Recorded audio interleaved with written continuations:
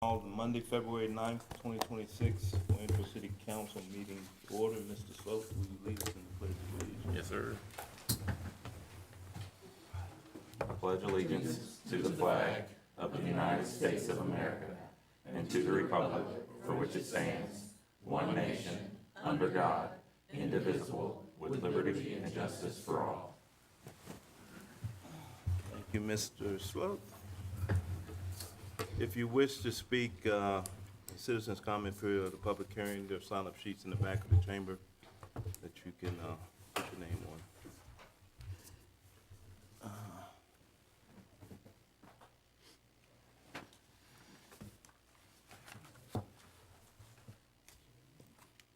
Item 2 on the agenda is the adoption of the meeting agenda. Is there a motion to adopt the agenda? I'll make that motion. Thank you, Mr. Wood. Is there a second? I second. Thank you, Ms. Conby. Any discussion? All in favor say aye. Aye. Any opposed? Ayes have it, 4-0. Mr. Short is ill today and will not be present. Item 3, matters from the mayor. I don't have anything. And item 4 is matters from council.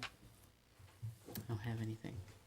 Just want to say I'm glad everybody survived the ice. It's been a day or two since we've been together, and I'm kind of glad, Trafford and Todd both are here because I just wanted to say how much we appreciate how much the Public Works did in controlling and managing the ice and the snow.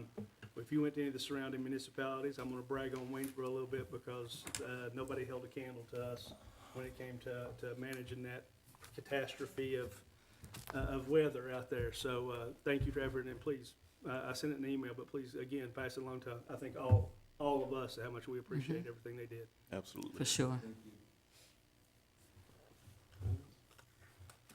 Item 5 is consideration of the consent agenda. Is there a motion to adopt the consent agenda? I'll make the motion. Thank you, Mr. Wood. Is there a second? I'll second. Thank you, Mr. Sloat. Any discussion? All in favor, please say aye.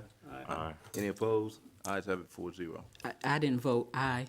Aye, sorry. I didn't say aye. I need to, aye. No, I just thought you had some. And I'm not opposed, no. Sorry. Busy finding my check mark over here, Right. sorry. Item 6 is consider presenting a proclamation recognizing February as Black History Month in the city of Waynesboro. And I'll ask Ms. Vice Mayor Yes. Tommy to read the proclamation. Great. All right, so the Office of the City Council of Waynesboro, Commonwealth of Virginia, proclamation. Whereas 2026 marks a milestone for both progress and persistence in the United States, the 100th anniversary of federal recognition for Black Americans. Dr. Carter Godwin Woodson, distinguished African-American author, editor, scholar, and historian who is known as the father of Black history, founded the Association for the Study of African American Life and History in September 1915 and launched Negro History Month in 1926. And whereas since 1976, every American president has proclaimed February as Black History Month. And whereas the theme of this year's celebration is a century of Black history commemorations, acknowledging the 100-year anniversary that prompts reflection not only on what has been accomplished, but also on why this work continues to matter. And whereas this year's theme invites communities to reflect not only on the history itself, but on how the rituals of remembering have helped shape culture, identity, and national understanding of Black life. Therefore, be it resolved, the Mayor of Waynesboro, Virginia, on behalf of the City Council, takes great pleasure in recognizing February 2026 as Black History Month and urges all citizens to join in celebrating the accomplishments of African Americans during Black History Month and encourages the people of Waynesboro to recognize the many talents, achievements, and contributions that African Americans make to their communities and Be it further resolved that the clerk of the council transmit a copy of this proclamation to the curator of the African American History Museum, Waynesboro, Virginia, for appropriate distribution. In witness whereof I have hereunto set my hand and caused the seal of the city of Waynesboro to be affixed this the 9th day of February 2026. Signed, Kenneth B. Lee Sr., Mayor, City of Waynesboro, Virginia. And I shall present this to Mrs. Joyce Coleman on behalf of Estella Barnett. Thank you. Y'all comment? Yes.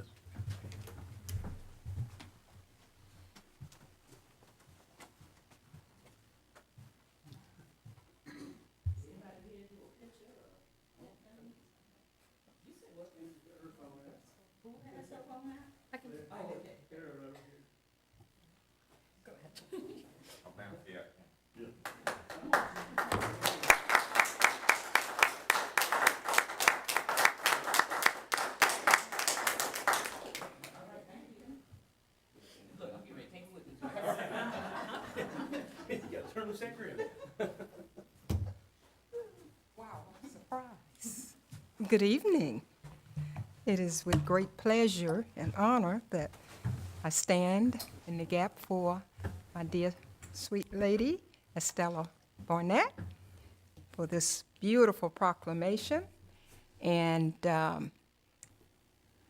for me, February is great because this is my birthday too. So on behalf of Estella Barnett and African Americans in the community, as well as myself, we certainly take this opportunity to thank the City Council for reaching out and presenting this proclamation. Thank you. Thank you.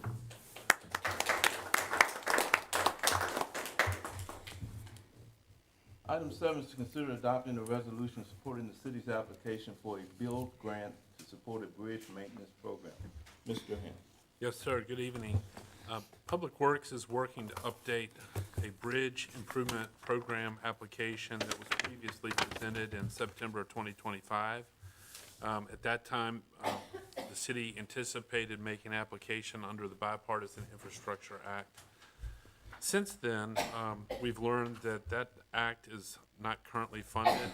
It's unknown as to when funds might be applied under that legislation. However, we have identified with the help of our consulting engineer an alternative funding mechanism, and that is the Better Utilizing Investments to Leverage Development, or BUILD grant program. City continues to develop an application for $12 million that will stand up a bridge maintenance program.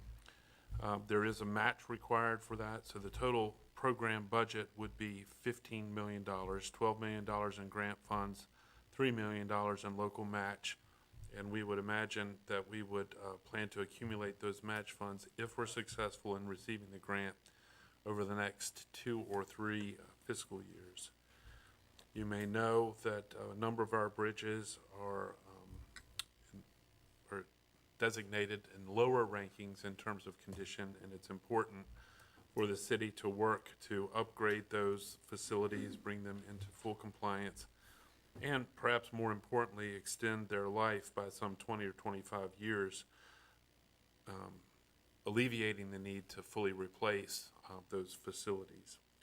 So this evening, the council is asked to adopt a resolution supporting our BUILD grant application, and we'll let you know going forward how successful we are in terms of realizing those funds. Happy to answer any questions that you may have. Thank you. Any questions for Mr. Ham? All right. Is there a motion to adopt the resolution supporting the city's application for a build grant? I'll make the motion. Thank you, Mr. Slow. Is there a second? I second. Thank you, Mr. Comby. Any discussion? All in favor say aye. Aye. Any opposed? Ayes have it 4-0. Item 8 is consider adopting the Stanton Augusta Waynesboro Emergency Operations Plan. Mr. Ham. Yes, sir. The Commonwealth requires localities to develop regional emergency operation plans Those plans have a 5-year life, and the Stanton Augusta Waynesboro plan recently exceeded its useful life or was in need of update. That update is complete, and council is asked to adopt that plan by resolution this evening. Any questions? Is there a motion to adopt the plan? I'll make that motion. Thank you, Mr. Wood. Is there a second? Second. Thank you, Mr. Slover. Any discussion? All in favor say aye. Aye. Any opposed? Ayes have it, 4-0. Item 9 is to consider adopting a resolution confirming a state of emergency related to Winter Storm Fern.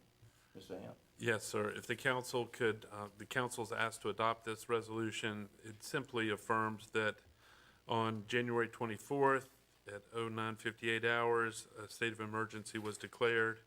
And then on January 30th at 15:55 hours, that state of emergency was terminated. And this is important to close the books officially with the Commonwealth. Is there a motion to adopt the resolution? I'll make- the motion. Thank you, Mr. Wood. Is there a second?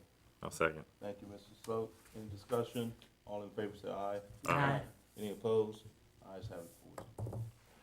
Item 10 is to hold a public hearing on proposed substantial amendments to the Community Development Block Grant Annual Action Plans for FY 22, 23, and 24, and amendments to the Citizen Participation Plan.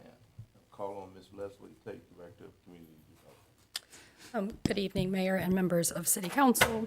So the purpose of the public hearing this evening is to obtain comments on the proposed substantial amendments for the FY 2022, 2023, and 2024 annual action plans, and also amendments to the Citizen Participation Plan.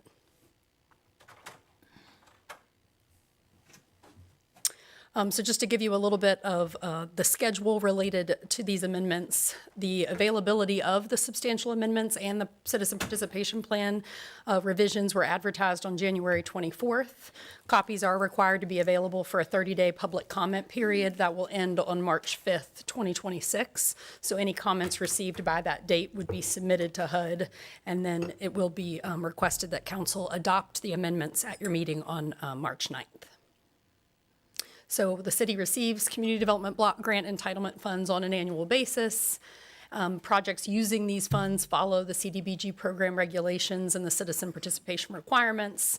And so we are required to hold amendments if they're considered substantial when we move funds or reallocate funds from previous annual action plans to different projects. And so in summary, it's a total of about $67,000 that's across these various program years. So for 2022, there was $2,616 left over that had been set aside for administration of the grant. And so that we're requesting to reallocate. In program year 2023, we had set aside funds for Rosenwald Community Center ADA Accessibility Project. And at the time, we didn't know exactly what all that project would entail or what the final cost would be. And so we have $60,571 left over after that project has gone to completion. And then for program year 2023, there's also $4,000 of funds for the Fairfax Hall renovation expansion. And those funds have to do with some BABA requirements and being compliant with the grant. We were not able to give those last $4,000. And then you'll notice LifeWorks in 2025 did not submit a reimbursement for the last $8.36 of their grant, so that also needs to be rolled over. So in total, it's about $67,000, and the substantial amendments are proposing to take those funds and put them towards what is called the Waynesboro pedestrian mobility improvements, and that's what you put our funding for the last fiscal year. So we have about $800,000 that we'll get from VDOT VDOT through their Highway Safety Improvement Program to upgrade, I believe it's about 15 intersections within the city.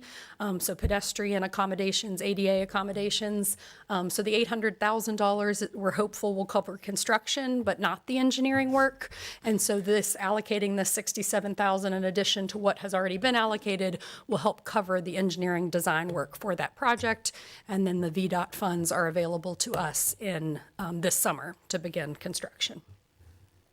And then related to the citizen participation plan, that just governs the process of public outreach and how we run the community development block grant program. The proposed amendment is just to reduce the number of locations where a physical copy of the plan has to be placed. It's always posted on our website. We have it available at our offices, but it allows a little more flexibility so that we don't have to place it in, I think, 5 or 6 locations throughout the city. So the citizen participation plan, there would be no action needed, just a public hearing on that, and then the substantial amendments will be voted on at your March 9th meeting, and I'm happy to answer any questions. Oh, I have a question. Sure. And I know the answer to this question already. However, I anticipate that constituents may have this question, and so therefore I would like for you or either Mr. Hamp to give an answer to it. Sure. And so in particular, the $60,000 for the Rosenwall, how come we just can't reallocate that money to Rosenwall for have them use it right now? Can you further explain that? Sure. So with the Community Development Block Grant Program, you're required to maintain a specific spend down ratio, or else you run the risk of losing funds. And so really this is kind of cleaning up and moving things quickly to a project that is ready now, because if we were just to not have something specifically ready to bid now, we would just be sitting on those funds. We get new funds every fiscal year, so we can always reallocate to a project, but it's really important when we allocate to a project to know specifically how much that project is going to cost, and really at a certain point be ready to bid the project so that you don't run into those timeliness issues. So the funding that was allocated to the Rosenwall Community Center, the original allocation of $309,000, we talked about an elevator project potentially and outside ADA accessibility improvements. When we bid the elevator, it came in substantially higher than what was estimated, and so we pivoted to do the outside ADA pedestrian improvements.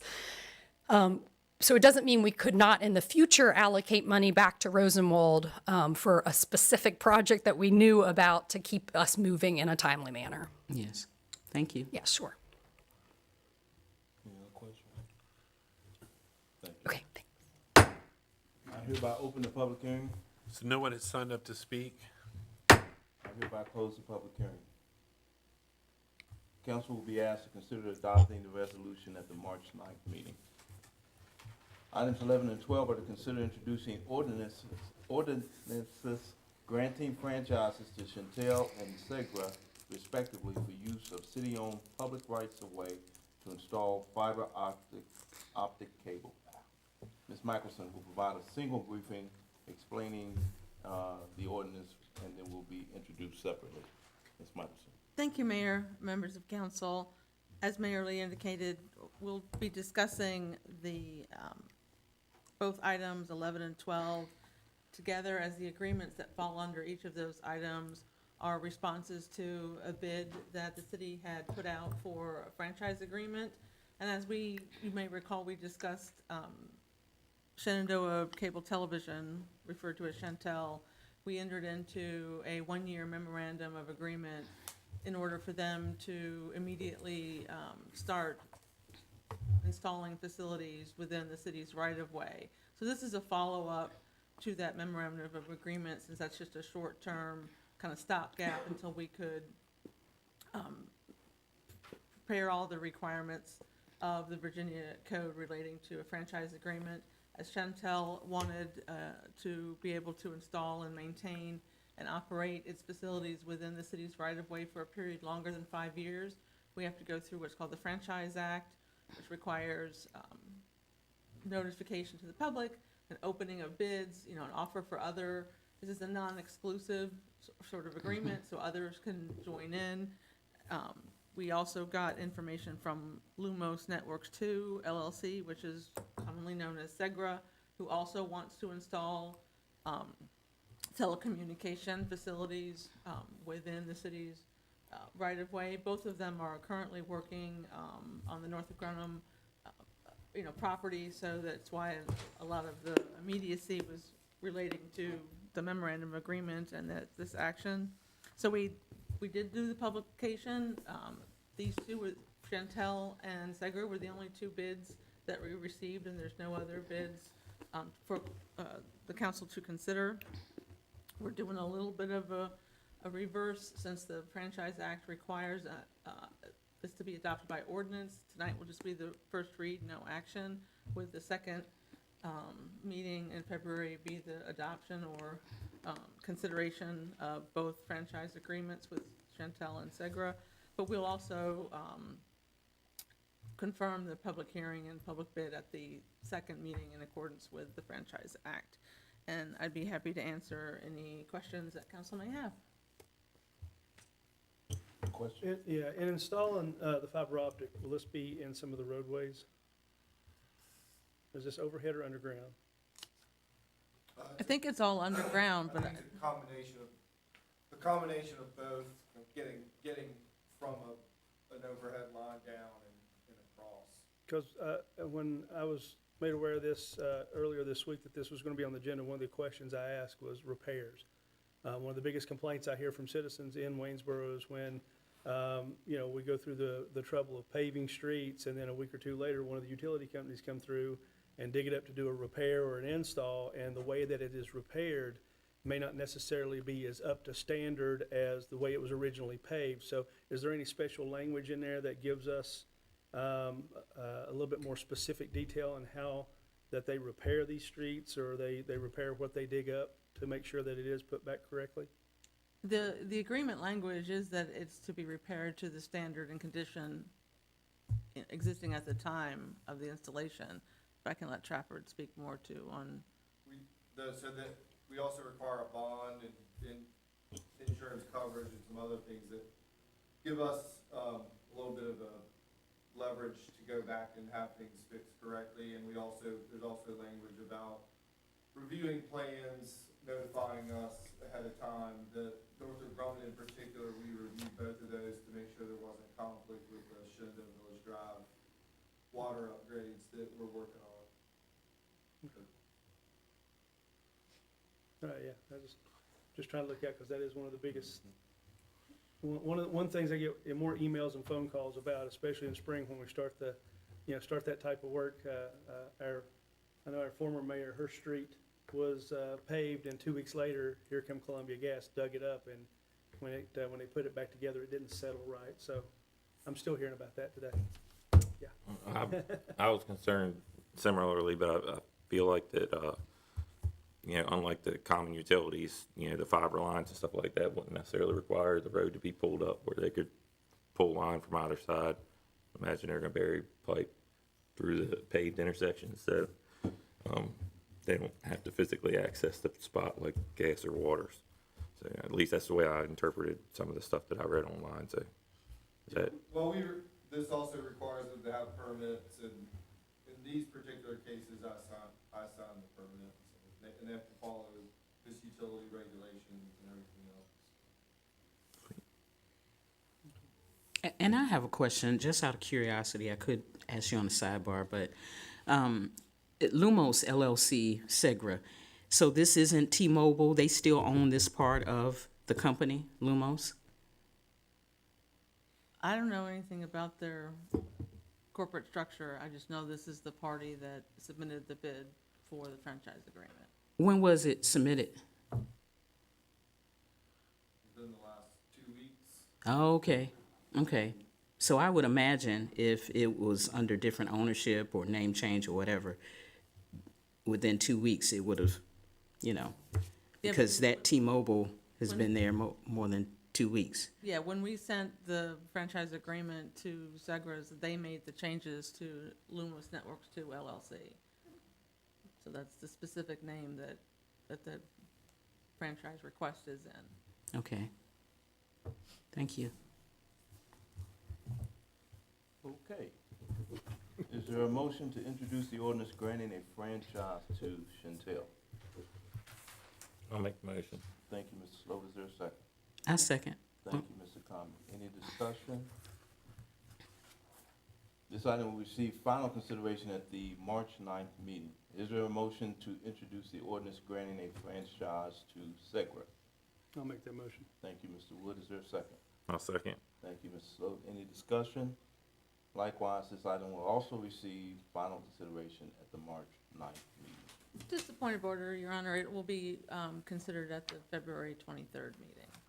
There's just a little typo, I think, on your information. Thank you.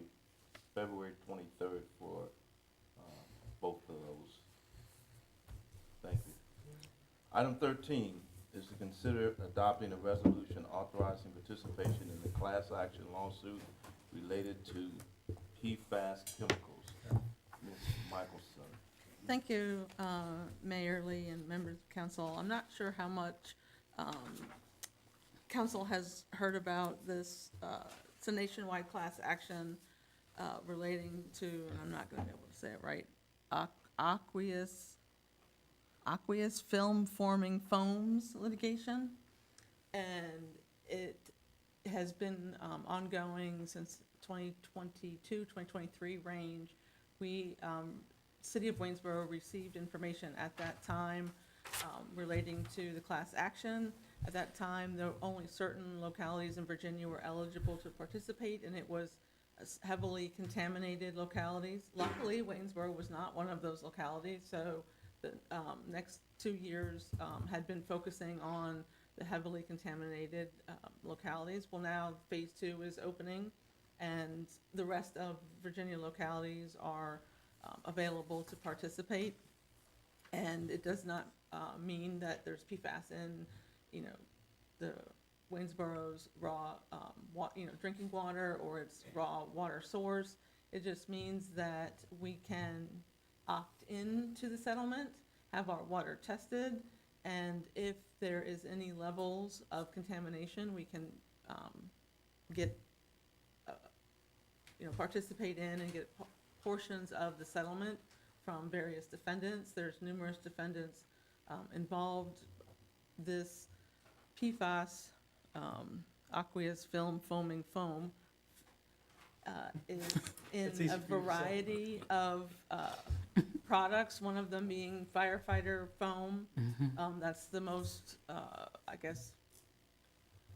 highlighted one that easily gets saturated into, the ground and into the drinking water, but it's also a part of Scotch Guard and, other products that, the technology is great, but one of the problems with this is known as a forever chemical.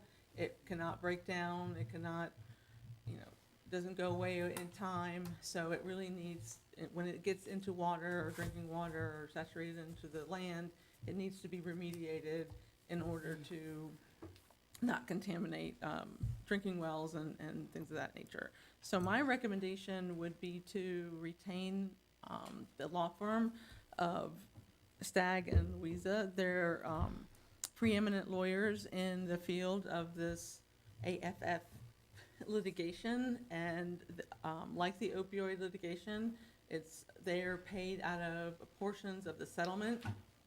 Currently, 2 large manufacturers have settled, 3M and DuPont, for billions of dollars. Again, it's a national class action suit.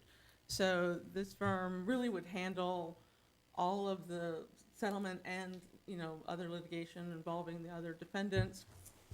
And what's nice about this firm is not only are they paid the settlement, so there really is no cost for the attorneys from the city of Waynesboro.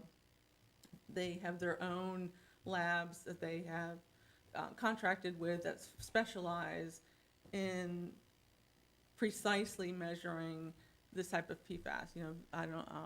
The city may already test for PFAS, but a lot of the testing on normal labs aren't as particular or specialized, and so that's good that we have a lab that that they'll send the kits to the city of Waynesboro. Our employees would, collect the water from the raw water source, send it out to these labs, and then the labs would send it directly, the results not only back to the city, but also to the attorneys and to the settlement administrators to see if and how much Waynesboro would qualify. The levels of qualification are actually below the EPA requirements for PFAS. So we could be within the, well within the APA standards, meaning we don't have to clean it, we don't have to do anything, and we could still recover some amounts just because there is detectable PFAS, in our raw water. But I think the best aspect of, passing and adopting this resolution this evening is that there is a 5-year look ahead. In 2030, they are going to do another round of testing, and for localities who may not have any or, minor contamination at this point, we don't know what 5 years is gonna bring, and then the lawsuit's gonna be closed. So if we find out 5 years from now that, oh yeah, we do have detectable levels in our water, what about that lawsuit? Hey, we wanna share in these, billion-dollar settlements. It's too late at that point. So we really need to get on the train now, even though we have negligible and small detections, which is great for Waynesboro. And even if, 5 years from now, we still have small or negligible, it's again a win for Waynesboro at that time, and we've incurred no cost in doing the testing or any of those aspects. So again, I think this is just a win-win situation, and my recommendation is to adopt the resolution, retain the law firm, and, become a part of the class action lawsuit. And I'm happy to answer any questions. Any questions for Ms. Michelson? You said, well, there's no cost before or after unless we get a part of the settlement. What is the cost? What is the percentage that they will take if there is a settlement? The court awards what settlement proportion is to the attorneys, and the participation of the localities, what they will get from that settlement, is based on the testing. So if you're within this range, you get this much money, and it just goes down the hill. You get a larger amount, obviously, for the larger percentage of contamination. But the court will, for each settlement, they award the attorney's fees and costs outside of the settlement, and then they divvy up the pot for the localities. And I think one other aspect of it that I think is positive in this situation is that, unlike the opioid settlements, as you may recall, those are specifically earmarked to abate opioid, not only to abate opioid, injuries from the city, but a certain list of them that the opioid authority has authorized. We may think like, oh, opioid abatement, we can use the money for this, but if it's not on that authorized list, then we can't do it. Here, even though the money is for the contamination of the raw water source, it's not, once we get that, say we get $50,000, if it only costs us $40,000 to remediate the contamination, that $10,000 can go into the general fund. It's not earmarked for any specific amount, so that's why a little bit different than the opioid litigation. It's a no-brainer. It's a no-brainer. Okay, is there a motion to adopt the resolution? I'll make that motion. Thank you, Mr. Wood. Is there a second? A second. Thank you, Mr. Kami. Any discussion? All in favor say aye. Aye. Any opposed? Ayes have it 4-0. Item 14 is consider adopting a resolution for blanket project funding and signature authority for VDOT projects. Mr. Hand. Yes, sir. Until recent history, VDOT documented its financial and working partnerships with localities on specific projects with individual project agreements. At some point, VDOT determined that among those various project agreements on various projects with the numerous localities in the Commonwealth, there was a lack of consistency, and many of the agreements did not contain the essential fundamental language expressing a funding commitment and signature authority for the locality.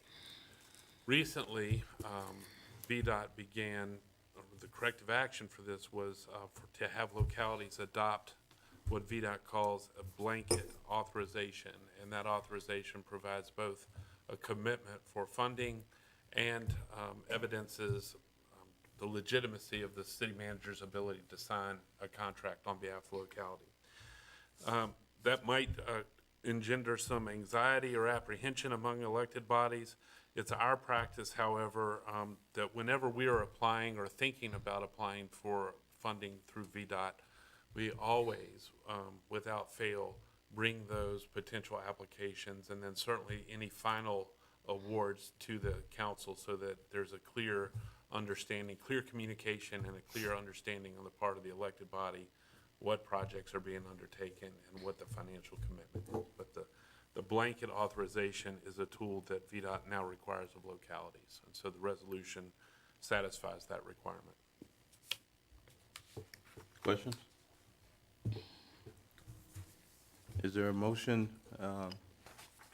for the resolution for the blanket project funding and signature authority for VDOT projects?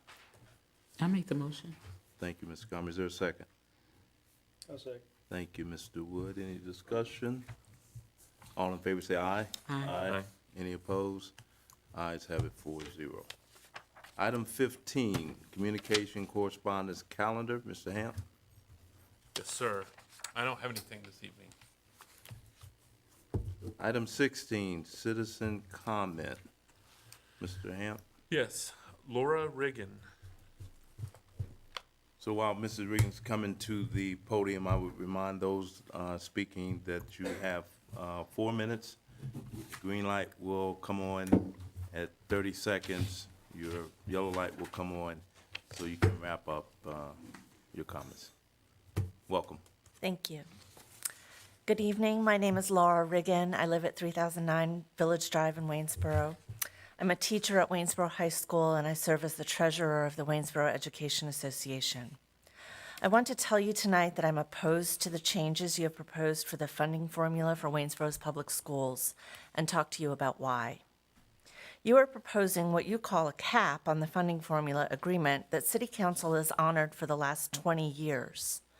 However, this cap will, in all but bad years, be a cut to the percentage that City Council has pledged to our local schools. If discretionary revenue increases more than 3%, your proposal will provide not 42.5% of discretionary revenue to the schools, but a lower percentage of the actual discretionary revenue. A percentage of discretionary revenue provides equitable increase to both the city and WPS.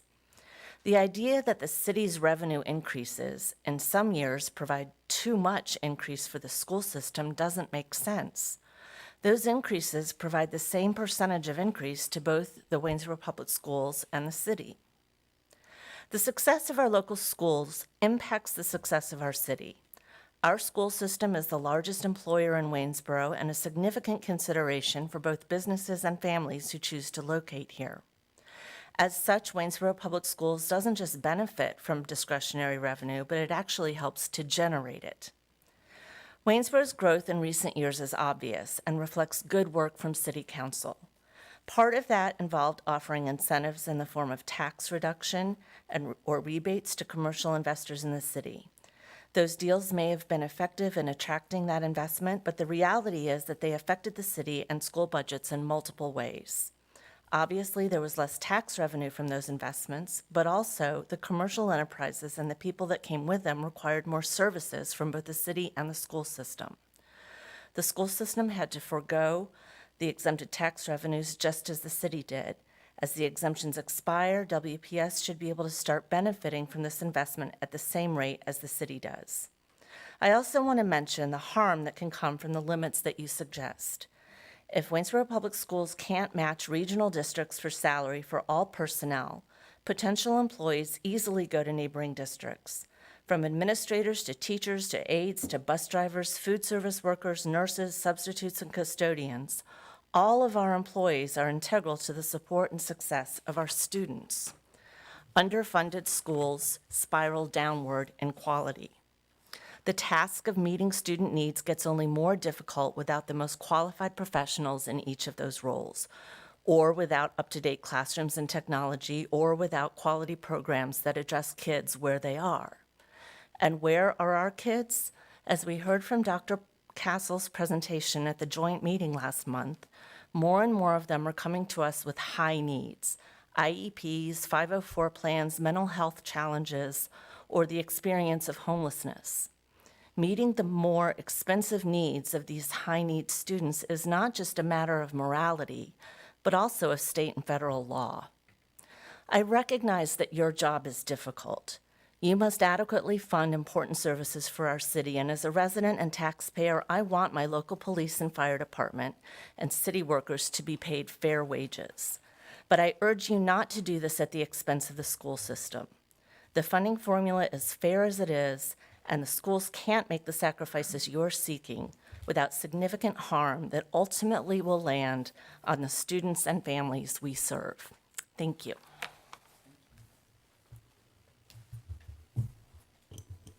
Will Blackburn?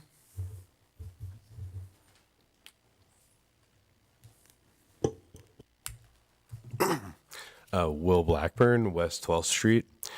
I am also a teacher at Waynesboro High School. I teach ESL, and I am the vice president of WEA. At the joint meeting, I heard a few reasons why this budget cap is necessary, and I don't think any of them justify it. I heard that Waynesboro has grown, but enrollment has trended downward. I think we demonstrated that that's not really true, and the real monetary demands have increased dramatically. If we came to this decision based on the numbers that I saw at the joint meeting, I urge you to reconsider. Waynesboro's recent growth reflects smart investment, and those investments come with tax exemptions and reductions, as said already. And basically, we should not be, capped out of that. I heard that our policy is too old. A policy doesn't become flawed because it's old. It becomes flawed if it no longer works. And no evidence has been shown that shows that this formula is broken. If it is to be changed at all, it should be changed to remove the cap completely. I heard the phrase, "we were elected," a few times.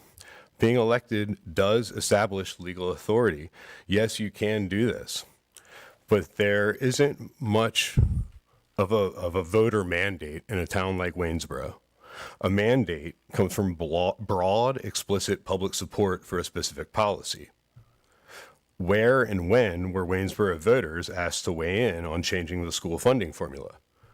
This measure could prove to be the most high-impact thing that this particular council does. And as far as I could tell, the candidates ran, in 2024 at least, on very general issues. I heard that capping this budget will help protect our residents from becoming homeless. I would like to see some evidence of that. How exactly does that work? From where I'm standing, capping our budget would protect their landlords while creating more homelessness in the long run. With the economy the way that it is, and with it being a landlord's choice whether or not to pass their savings along to their tenants, I think we'll see that those residents will continue to be evicted. Decisions about school funding reach far beyond the voters who typically participate in city elections. Does the city council plan to engage with the Waynesboro residents who are directly affected by school funding decisions, but who historically have not participated in elections? School funding decisions don't stay inside budget documents. They shape how people feel about their city. They shape who stays here and who leaves, who gets jobs here and who goes somewhere else. Those effects last far longer than any single budget cycle. What you guys are planning on doing, I think it's going to hurt us, 5-10 years from now. And that's all I have to say. Thank you. Andrea Jackson.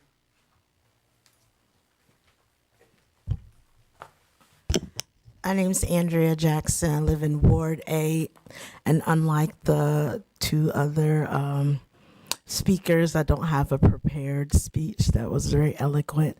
I'm just going to speak from the heart and from the stuff that I know. I'm just going to get up and say that I was also at the meeting, and I also, like, each year, and I say my opinion. Y'all going to do what y'all want to do anyway. That's how Waynesboro's always been. But there always has to be someone that says, hey, this isn't right, or this isn't what's good for the community. And so when y'all did not increase the taxes so that y'all could take care of the city's business, that was wrong. Y'all wasn't managing or doing the due diligence of what y'all should be doing. And I was very adamant about that then.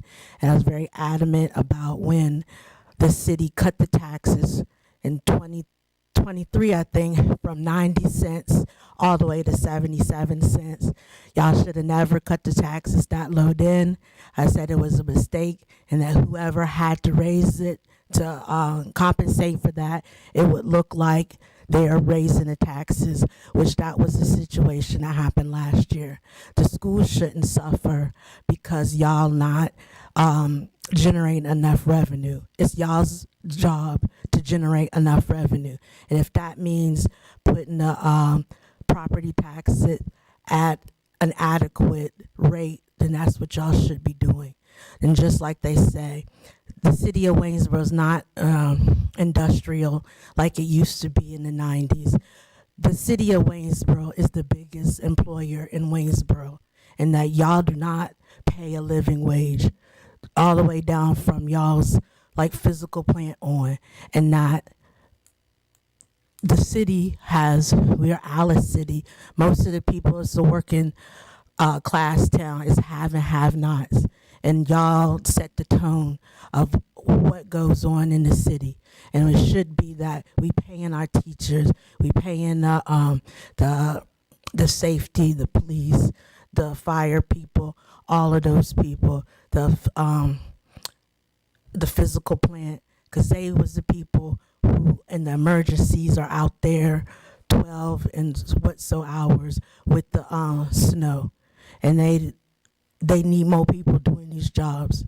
And so I just want to let y'all know is that, keep y'all on notice that people did tell y'all, people did say that y'all should not have done this. And I did say when y'all did pass this last year that I would continue every once in a while and remind y'all that it was a mistake. And the kids in the school should not be punished for that mistake. Also, I want to thank my city council person and Representative Ward A, because she did vote against it. Thank you very much. Sam Hostetter.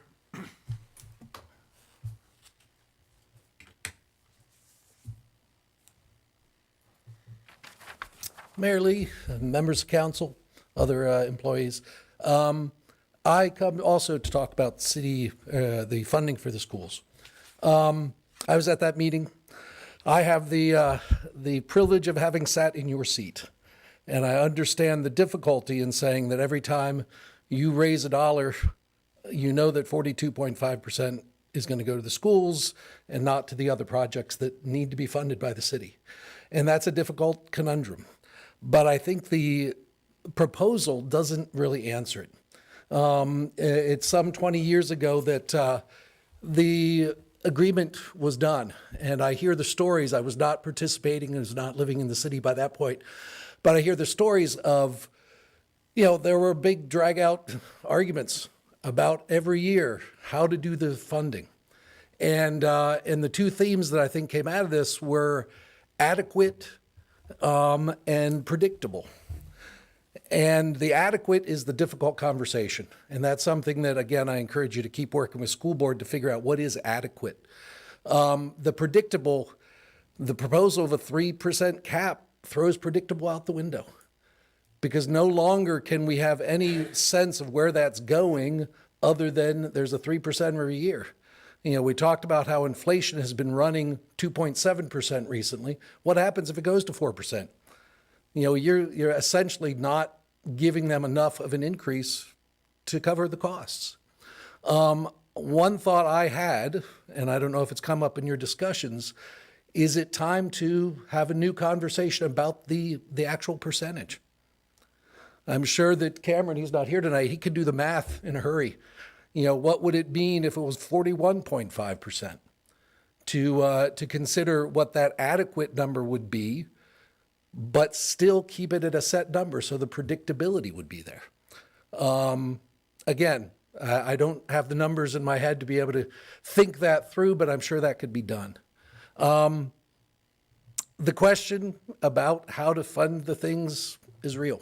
And again, I acknowledge that that was always a conversation that we had to have when we were talking about where the money was going to come from to pay the police officers more or hire new police officers, you know, fill in gaps at the fire department.